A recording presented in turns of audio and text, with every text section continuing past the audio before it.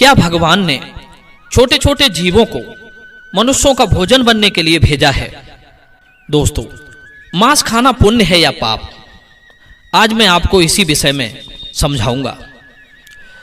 क्या पशु पक्षी, मेढ़ा, बकरा, मुर्गा, मछली, इन समस्त प्राणियों का मांस खाने से मनुष्यों को पाप नहीं लगता है? तो आइए आज की इस वीडियो में समझते हैं कि छोटे छोटे जीवों को मारकर खाना कितना सही है और कितना गलत। आजकल ऐसे हजारों लाखों लोग मिल जाएंगे जो मांस खाने को सही मानते हैं। वो कहते हैं कि ईश्वर ने इन सब चीजों को हमें खाने के लिए ही बनाया है, अगर हम खाएंगे नहीं तो इनका होगा क्या? इस दुनिया में कुछ लोग ऐसे भी हैं जो जीव हिंसा करना घोर अपराध समझते हैं। मांस खाना उनके लिए बहुत बड़े पाप की बात है। आज मैं आपको इस विषय में कुछ महत्वपूर्ण बातें समझाऊंगा, जिससे ये स्पष्ट हो जाएगा कि मांस खाना कितना सही है और कितना गलत। दोस्तों, किसी गांव की बात है। उस गांव में एक धनिक व्यक्ति रहता था। वो किसी लंबी तीर्थ यात्रा पर जाना चाहता था। जाने से पहले उसने अपने यहाँ एक दावत रखी। उसमें गांव के लोगों को आमंत्रित किया। सब लोग उसके यहाँ दावत खाने के लिए आए। उसका यह मानना था कि ईश्वर ने मेढ़ा, बकरा, मुर्गा, मछलियां, इन समस्त जीवों को इंसानों को खाने के लिए बनाया है। इसलिए उसने अपने यहाँ दावत में मेढ़ा और मछलियों का मांस पकवाया। उसके यहाँ आए हुए सभी मेहमानों को मेढ़ा और मछलियों का मांस परोसा गया। खाने वालों ने खाया और जो मांस खाना पाप समझते थे उन्होंने नहीं खाया। भोजन कार्यक्रम समाप्त होने के बाद उस धनिक ने सभी मेहमानों को विदाई से पूर्व एक जगह बैठाकर कुछ भाषण देना शुरू किया। कई तरह की बातों पर उसने लोगों को समझाया। उन बातों में एक बात यह भी थी कि परमात्मा कितना कृपालु है। उसने अन्य भोजनों के साथ साथ मनुष्यों को खाने के लिए स्वादिष्ट मछलियां और कई तरह के पशु पक्षियों को जन्म दिया है। उसकी इस बात का अधिकतर लोगों ने समर्थन किया। उसी सभा में एक 10-12 साल का लड़का बैठा हुआ था। उसने उस धनिक की बात को काटकर उससे कहा, श्रीमान जी, आप गलत कह रहे हैं। लड़के को उस धनिक की बात को काटते हुए देखा तो वहां उपस्थित सब लोग आश्चर्यचकित रह गए। धनिक बोला, बेटे, तुम क्या कहना चाहते हो? तब उत्तर में लड़का कहता है, श्रीमान जी, माना कि ये समस्त जीव परमात्मा ने बनाए हैं, परंतु आपको मारकर खाने के लिए नहीं। मछलियां, मेमने, मेढ़ा, बकरा, मुर्गा इत्यादि पृथ्वी पर रहने वाले समस्त जीव जंतु मनुष्यों की तरह ही पैदा होते हैं और मनुष्यों की तरह ही उनकी मृत्यु होती है। मनुष्यों की तरह ही उन्हें पीड़ा होती है। कोई भी प्राणी किसी अन्य प्राणी से श्रेष्ठ और विशेष नहीं है। वो अलग बात है कि आपकी बुद्धि विकसित है और पशुओं की बुद्धि इतनी विकसित नहीं होती।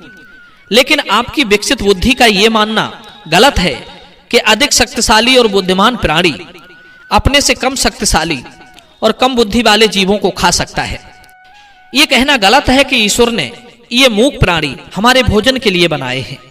हम अपने स्वाद के लिए, अपनी जीविका के लिए, अपने शरीर के पोषण के लिए किसी को भी जब चाहे मारकर खा सकते हैं। बात सिर्फ ये है कि हम इतने ताकतवर और चतुर हैं कि जब चाहे उन्हें पकड़कर मार सकते हैं। अपनों से कमजोर पर तो दुनिया रौब दिखा लेती है। इसका मतलब ये नहीं कि वे आपसे कमजोर हैं, आपकी पकड़ में आ जाते हैं तो भगवान ने उन्हें आपके खाने के लिए बना दिया है। जरा सोचो, मच्छर और पिस्सू हमारे शरीर का रक्त पीते हैं। उन्हें हमारे शरीर का रक्त बहुत अच्छा लगता है। शेर, चीता और भेड़िया, उनको भी हमारे शरीर का मांस बहुत स्वादिष्ट लगेगा और वे जब चाहें हमें पकड़कर हमारा शिकार भी कर सकते हैं। तो इसका मतलब ये नहीं हुआ कि भगवान ने हमारे लिए शेर, चीता, भेड़ियों के लिए बनाया है। यदि आप ऐसा मानते हैं तो फिर शेर, चीता, भेड़िया से अपनी रक्षा क्यों करते हो? आपका भोजन भगवान ने मेमना, मेढ़ा, बकरा, मुर्गा, मछलियों को बनाया है तो शेर, चीता, भेड़ियों का भोजन आपको जरूर बनाया होगा। दोस्तों, ये उन मनुष्यों की अज्ञानता का नतीजा है जो दया से रहित हो चुके हैं, जो अपने से कमजोर, दुर्बल और मूक प्राणियों को पकड़ लेते हैं और फिर उन्हें अपना भोजन मानते हैं। अगर आपसे शक्तिशाली प्राणी आपको पकड़कर अपना भोजन माने तो आप बचने के लिए क्यों छटपटाते हो? उसे अपना शरीर क्यों नहीं खा लेने देते? शायद है भगवान ने ही आपको उसका भोजन बनाया हो। उस छोटे से लड़के का जवाब सुनकर धनिक का मुंह बंद हो गया। सब लोगों ने ताली बजाकर उस बच्चे के जवाब का समर्थन किया। लड़का बोला, सुनो, मैं तुम्हें भगवान श्री कृष्ण का एक और उपदेश सुनाता हूं। एक बार भगवान मुरली मनोहर एक पेड़ के नीचे बैठकर मुरली बजा रहे थे। तभी विपत्ति का मारा एक हिरन तेजी से भागता हुआ आया और भगवान श्री कृष्ण के पीछे छुप गया। वो मृग बहुत ही घबराया हुआ था। मृग को अत्यंत भयभीत देखकर भगवान ने मुरली बजाना बंद कर दिया और उस मृग से पूछने लगे, हे मृग, तुम इतने व्याकुल क्यों हो? तुम्हें क्या दुख है? किसके डर से तुम छुपने का प्रयास कर रहे हो? श्री कृष्ण मृग से ये पूछ ही रहे थे, तभी हाथ में धनुष मार लिए वहां एक शिकारी आ पहुंचा और बोला, ए बालक, इस मृग को मुझे दे दे, ये मेरा शिकार है। मैंने इसे आखेट बनाने के लिए काफी दूर से इसका पीछा किया है, इसलिए इस पर मेरा अधिकार है। शिकारी की बात का जवाब देते हुए भगवान श्री कृष्ण बोले, अये व्याध, किसी भी जीव पर किसी का अधिकार नहीं होता। हर जीवित प्राणी पर केवल उसका ही अधिकार होता है। व्याध कहता है, नहीं नहीं, ये मेरा शिकार है और मैं इसे मारकर इसके मांस को पकाकर खाऊंगा। तब श्री कृष्ण कहते हैं, अब ये निर्दयी प्राणी, किसी को मारने का अधिकार तुम्हें किसने दे दिया? यह अधिकार तो उसको भी प्राप्त नहीं होता जिसने उसे जन्म दिया है। किसी भी जीव को मारना पापों की श्रेणी में आता है। क्या तुम धर्म को नहीं मानते? तब शिकारी कहता है, ए मनमोहक बालक, मैं तेरे जितना ज्ञानी तो नहीं हूं, पर इतना जानता हूं कि मांस का भोजन करना पाप नहीं है।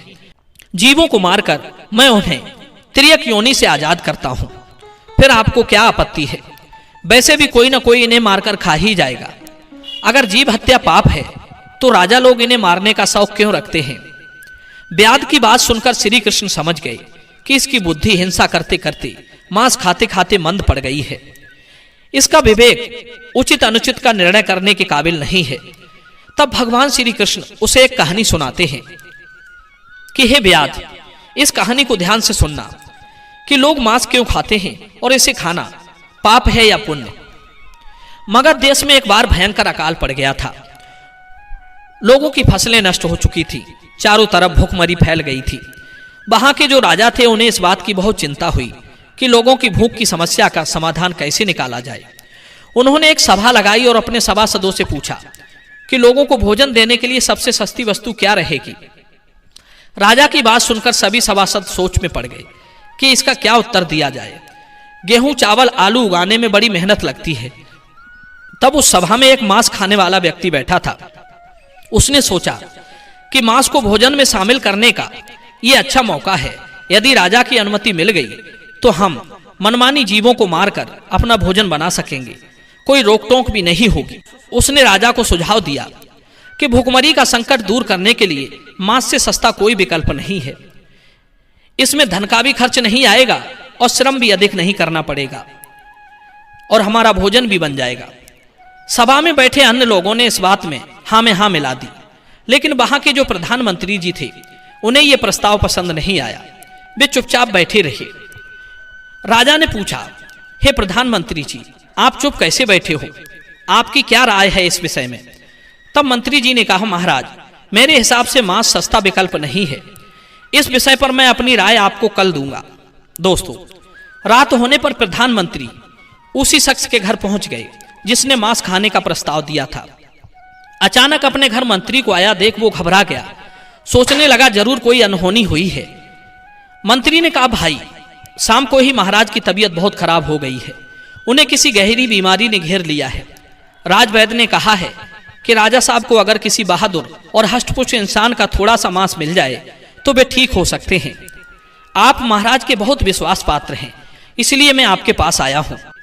आप राजा को बचाने के लिए जरूर अपने शरीर से थोड़ा मांस निकालकर दे सकते हैं। राजा साहब को भी यही उम्मीद है कि आप इस काम के लिए इनकार नहीं करेंगे। आप इसके बदले में जितना चाहें धन ले लें, पर थोड़ा सा मांस दे दें। लाओ, मैं तलवार से तुम्हारे शरीर से थोड़ा सा मांस निकाले लेता हूं। दोस्तों, मंत्री की यह बात सुनकर वो आदमी सन्न रह गया। उसके चेहरे का रंग उड़ गया। वो भागता हुआ गया और अपने घर में से 1,00,000 स्वर्ण मुद्राएं लाकर मंत्री जी को दे दी और बोला, माफ करना, मैं अपने शरीर का मांस नहीं दे सकता। इसके बदले में आप ये पैसे ले जाइए और किसी और को ये पैसे देकर उससे मांस खरीद लीजिए। मित्रों, मंत्री जी बोले, नहीं भाई, राजा ने विशेष रूप से आपका ही मांस लाने को कहा है, क्योंकि आप बहुत तंदुरुस्त हैं। थोड़े से मांस में आपका कुछ नहीं बिगड़ेगा, पर राजा साहब की जान बच जाएगी। इसके लिए मैं तुम्हें राजा से बोलकर मंत्री पद भी दिलवा दूंगा। कृपया आप देरी ना करें, थोड़ा सा मांस निकाल कर दे दे। मित्रों, वो शख्स मंत्री जी के पैरों में गिरकर बोला, मंत्री जी, मुझे माफ कर दो। इसके बदले मैं आपको अपना सब कुछ देने को तैयार हूं, पर मैं अपना शरीर को काटकर मांस नहीं दे सकता। इतना कहकर वो वहां से भागने लगा। मंत्री जी बोले, आप भाग जाओगे, पर आपका परिवार तो यहीं रह जाएगा। उसने कहा, मंत्री जी, अपने प्राणों से बढ़कर कुछ नहीं है। जब मैं ही नहीं रहूंगा तो परिवार का क्या करूंगा। मंत्री ने कहा, आपको यहां से जाने की जरूरत नहीं है। तुम्हें नहीं देना है तो मत दो, मैं किसी और के पास चला जाता हूं। इतना कहकर मंत्री जी उससे 1,00,000 स्वर्ण मुद्राएं लेकर चले गए। अब उसके जान में जान आई। दोस्तों, इस प्रकार प्रधानमंत्री एक एक करके सभी मंत्रियों के घर गए, सबसे थोड़े से मांस का आग्रह किया, पर सबने अपनी अपनी तिजोरियों से, किसी ने 1,00,000, किसी ने 2,00,000, किसी ने 10 लाख रुपए तो दे दिए, पर अपने शरीर का मांस नहीं दिया। मंत्री जी उन पैसों को लेकर अपने घर चले आए। वो रकम करोड़ों में इकट्ठी हो चुकी थी। अगले दिन सारे मंत्री सुबह सुबह ही राजा के पास पहुंच गए कि देखें राजा साहब स्वस्थ हैं या नहीं है। उधर प्रधानमंत्री जी भी उन सारे पैसों को लेकर राजा के पास पहुंचे और उन पैसों को राजा के सामने रख दिया। वे पैसे करोड़ों में थे। राजा ने पूछा, मंत्री जी, इतने पैसे किस लिए लाए हो? तब मंत्री जी ने पूरी कहानी सुनाई कि महाराज, मैंने झूठ मूठ का एक नाटक किया था। मैंने उन समस्त मंत्रियों से ये कहा कि राजा साहब की तबीयत बहुत खराब है, यदि उन्हें थोड़ा सा मनुष्य का मांस मिल जाए तो वे ठीक हो सकते हैं। महाराज, सारे मंत्रियों ने मुझे इतने पैसे तो दे दिए, पर आपके उपचार के लिए अपने शरीर से थोड़ा सा मांस नहीं दिया। कल लोग सभा में मांस का भोजन बहुत सस्ता बता रहे थे। अब आप ही सोचिए कि जीवित प्राणी का मांस कितना सस्ता है और कितना महंगा, कि थोड़े से मांस के लिए करोड़ों रुपए देकर उन्होंने मांस देने से इनकार कर दिया।